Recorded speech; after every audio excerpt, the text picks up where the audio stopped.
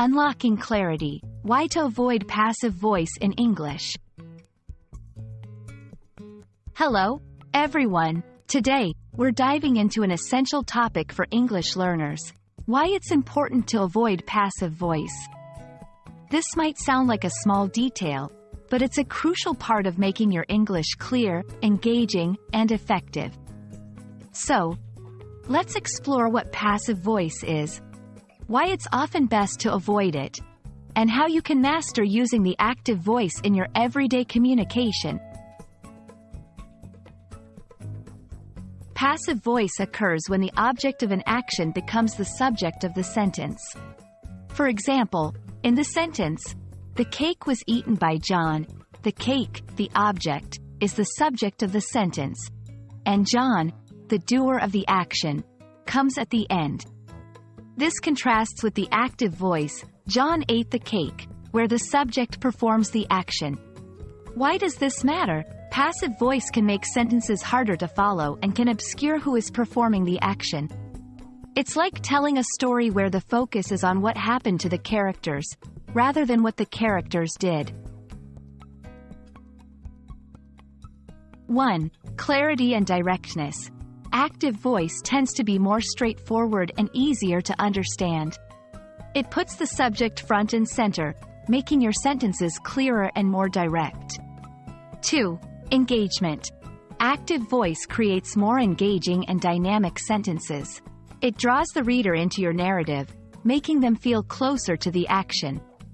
3. Brevity. Sentences in active voice are often shorter than their passive counterparts.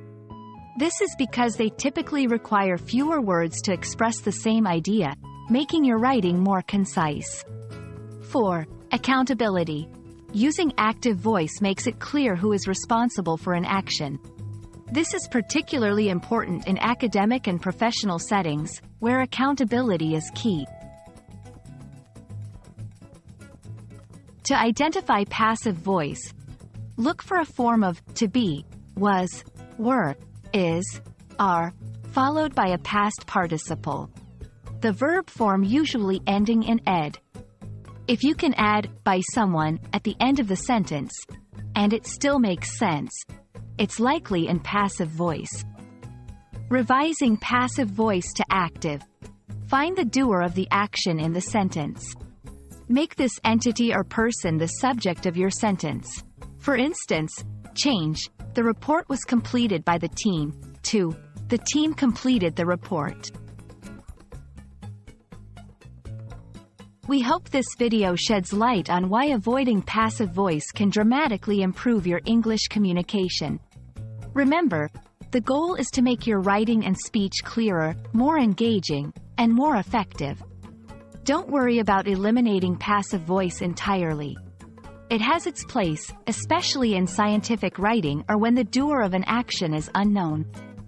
But, as a general rule, try to use active voice whenever possible. Thank you for watching, and happy learning. Keep practicing, and you'll find that choosing the right voice becomes second nature.